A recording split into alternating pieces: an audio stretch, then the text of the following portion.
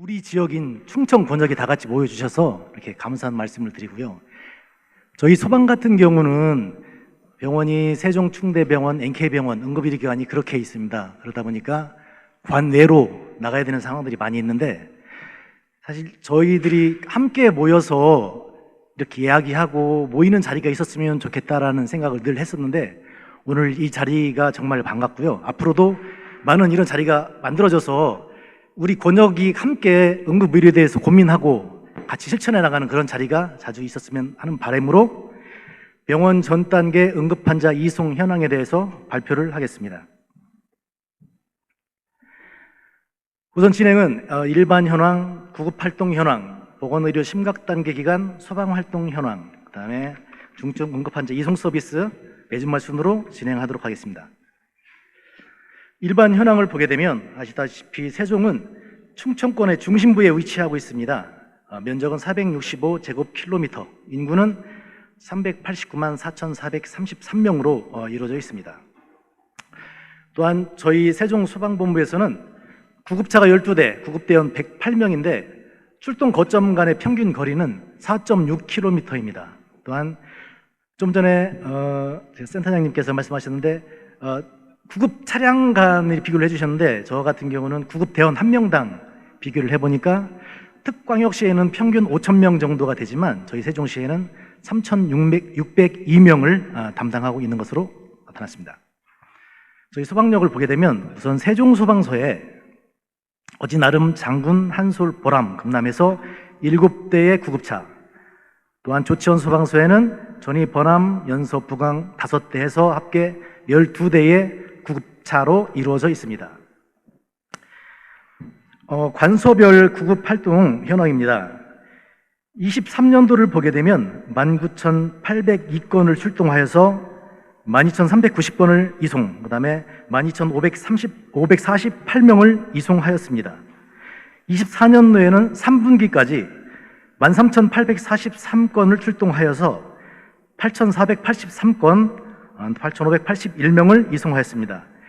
출동 건수는 전년 동기간 대비하여서 1,189건인 7.9%가 감소하였고, 또한 이송 건수는 전년 동기간 대비해서 909건인 9.7%가 감소하였습니다.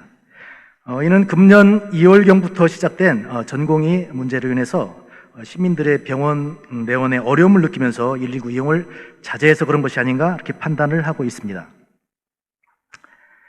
이어서 관내외 이송 인원입니다. 관내 이송은 23년 73.2%, 24년 3분기에는 74%에서 70%대를 계속 유지를 했었습니다.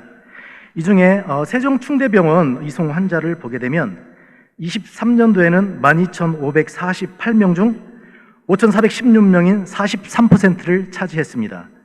그런데 24년 3분기까지는 8,580명 중 3,140명으로 36.6%를 차지했는데 작년에 비해서 감소한 것을 알 수가 있습니다. 특히 7월부터 36.6%, 8월에 25.3%, 9월에 16.5%로 급격히 감소하였습니다. 이는 24년 7월부터 세종충대병원이 신경과와 신경외과 진료 제한이 있었습니다. 그 다음에 8월에는 매주 목요일 진료 제한이 있었고요. 9월 이후에는 매일 18시 이후에 응급의료센터 진료 제한이 있었습니다. 이것이 감소의 원인으로 파악하고 있습니다. 대신에 7월 세종충대가 감소한 만큼 인근 병원의 이송 현황을 살펴보니 바로 옆에 있는 NK 세종병원의 경우 작년에는 642건인 28.5%를 이송했는데 금년에는 766건인 37.3%로 30.8%포인트가 증가한 것을 알 수가 있고요. 청주 하나병원으로 또 많이 이송을 했는데 작년 113건인 5.0%에서 174건인 8.4%로 60.8%포인트가 증가한 것으로 나타났습니다. 다음에 유형별 이송 인원입니다. 23년도 이송 인원인 12,548명 중 질병 8,027명으로 63.9%가 질병이었고요. 금년도에는 3분기까지 이송 인원이 8,581명 중 질병이 5,473명으로 63.7%, 유형별 이송은 큰 변화가 없음을 알 수가 있습니다. 이어서 4대 중증 환자 이송 인원인데요. 23년에는 775명으로 6.2%였습니다.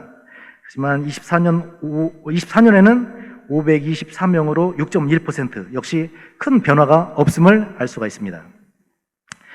심정지 환자 관외 이송 현황입니다. 23년도에는 심정지 환자가 총 161건이 있었습니다. 161건 중 24건이 관외로 이송하였고 퍼센테이지는 14.9%였습니다. 신도심에서는 주로 청주 하나병원, 충북대 공주의료원, 유성선병원 등으로 이송을 하였고, 전이등 북부권에서는 천안의료원, 단국대, 천안충병원 등 천안권으로 이송을 하였습니다.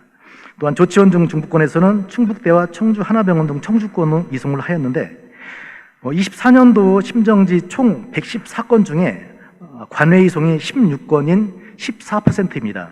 역시 퍼센테이지는 전년도와 비슷한 추세인데 1, 2분기에는 거의 없다. 3분기에 심정지 환자 45명 중에 15건이 관외로 급격히 이송이 증가한 것을 알 수가 있습니다. 다음엔 보건의료 심각단계 기간의 소방활동 현황입니다. 구급상황관리 운영 현황인데요.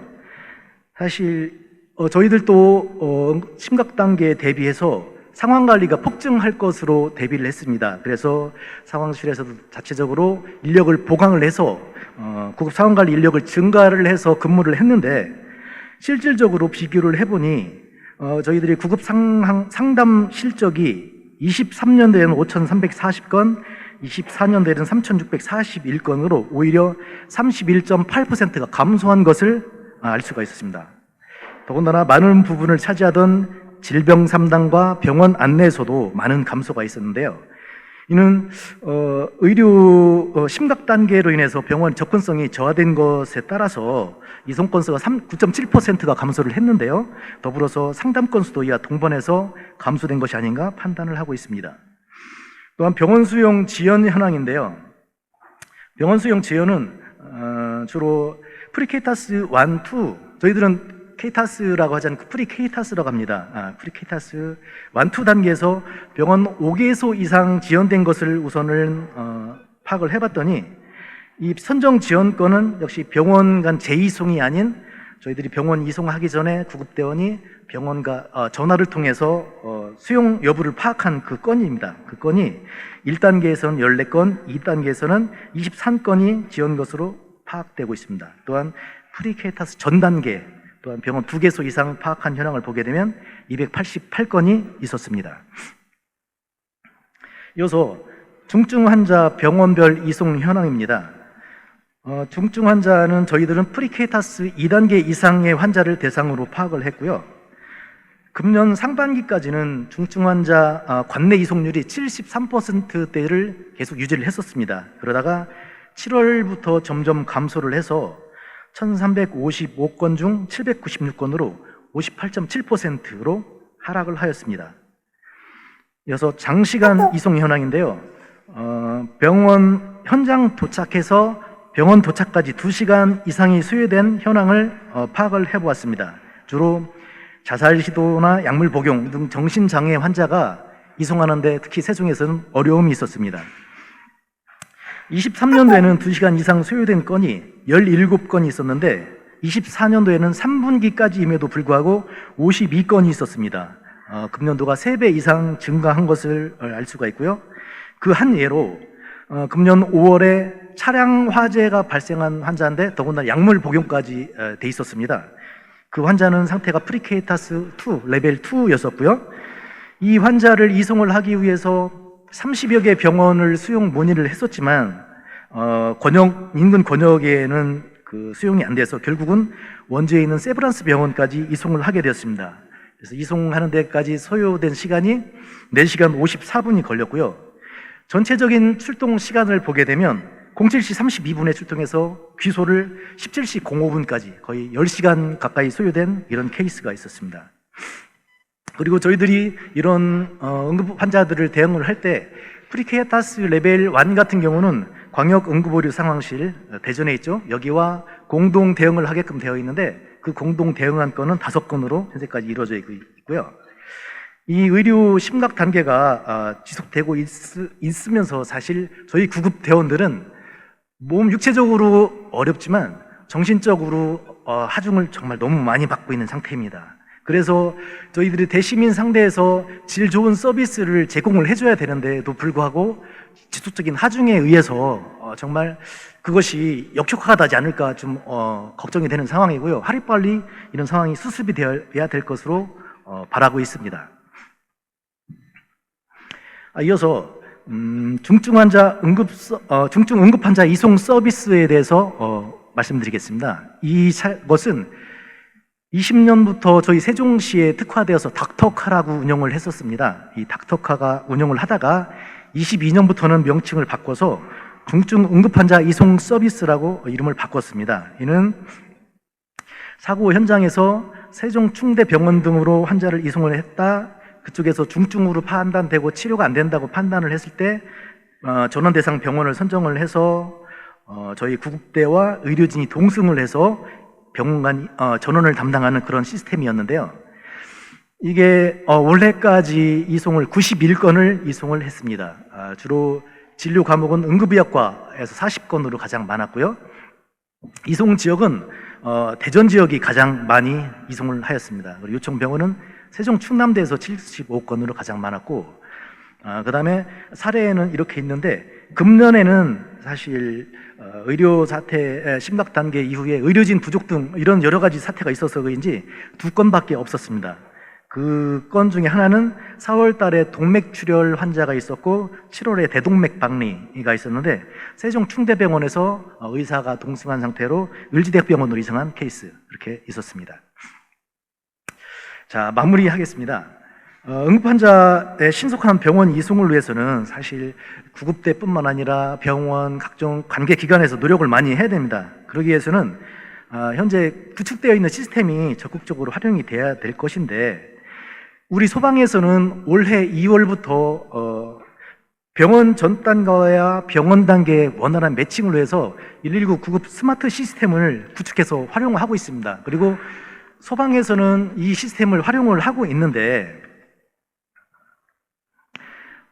10월 22일자 머니투데이에서 보도된 자료를 보게 되면 55억짜리 119 스마트 시스템 현장에서는 무쓸모하다라는 보도가 나온 바가 있습니다. 이 119 스마트 시스템은 119 구급대가 환자 상태를 평가하고 이송병원 선정하고 환자 정보를 제공을 하면 병원의 수용 가능 여부를 확인하는 원스톱 그런 시스템인데요. 구급대원이 환자 정보를 전송을 했을 때 그거에 걸맞게 병원에서 피드백이 있어야 되는데 현재는 병원에서 인력 부족 등 여러 가지 사유로 인해서 시스템이 활용이 거의 불가능한 이런 상태입니다. 그래서 구급대원이 현재에도 일일이 병원 간 1대1로 전화 연락을 통해서 하다 보니까 30건, 40건 지연되는 경우에 시간이 정말 지체되는 골든타임이라고 정말 그렇게 할 수 없는 그런 시간들이 너무나 지체되는 상황들이 너무나 발생되고 있습니다. 그래서 하루빨리 이 병원 시스템이 정상화가 되어서 구급 스마트 시스템을 활용한 체계적인 병원 선정이 이루어야 되지 않나라고 생각을 하고요. 또한 충청 권역 내 의료기관과 관계기관 간의 적극적인 협력이 필요하다고 판단이 되고 있습니다. 물론 지금도 잘 되고 있지만 저희 세종소방 같은 경우는 충남응급의료지원센터와 협의를 해서 매주씩 소아응급의료 진료 현황을 매주씩 받아보고 있습니다. 또한 대전 감염병 관리과와도 협력을 해서 응급질환병 당직 현황 등을 받아보았고요. 이런 자료들을 구급 차량 내 비치를 해서 병원 선정을 할 때 활용할 수 있도록 지금 하고 있습니다. 또한 충대에 있는 대전 정신응급의료센터 또는 공주의료원 기타 여러 안과, 성형외과, 비뇨기과 등 그 전문병원과 강소병원 등과 계속 협력을 하고 있고요. 저희들이 이송하기 어려운 이런 상황들을 대비해서 계속적인 협력 체계를 구축을 하고 있는데 사실 지금 의료 심각 사태에서는 의료진 부족 등 여러 가지 사유로 인해서 실질적인 협조에는 좀 아쉬움이 있는 상태입니다. 다음으로 중증분류 분산 이송 체계 등 적극적인 홍보가 필요하다고 봅니다. 저희 규정을 보게 되면 119 구조구급법 시행령 제12조상에는 응급 환자를 이송을 할 때 의료기관급으로 이송을 하게끔 되어져 있습니다. 하지만 저희 소방청의 119 구급대 현장 응급처치 표준 지침상에는 응급 환자를 이송할 때 응급의료 기관급 이상급으로 이송을 해야 된다라고 되어 있습니다. 그래서 대원들이 실질적으로는 병의원급으로 이송을 많이 하고 있는데 규정에는 다시 위배되지 않나 그런 우려가 있었는데요. 다행스럽게도 이번에 프리케이타스가 1, 2, 3, 4, 5로 개정이 되면서 지침이 변경이 되었고, 또한 의료 심각 단계가 지속이 되면서 청에서 자체적으로 지침이 변경이 됐는데요. 보시다시피 레벨 4, 5의 경우에는 응급의료시설 또는 병의원급으로 이송이 가능하게끔 지침이 변경되었습니다. 이렇게 의료 심각 단계가 하루빨리 종료가 돼야 되겠고, 또한 종료가 된 후에도 응급환자의 적절한 처치를 위해서 환자의 중증도에 맞게끔 적절한 분산이 이루어져야 되겠고요. 그 이송이 필요하다고 보고, 그러기 위해서는 지금 현재 저희들이 시행하고 있는 119 구급 스마트 시스템이 하루빨리 정착이 되어야 될 것으로 보고요. 또한 환자 분산 체계의 적절한 홍보를 위해서 저희 소방과 병원, 의료기관 등이 적극적인 홍보가 있어야 될 것으로 봅니다. 그리고 마지막으로 하루빨리 응급의료 체계가 정상화되기를 바람으로 그런 바람으로 오늘 발표를 마치도록 하겠습니다. 감사합니다.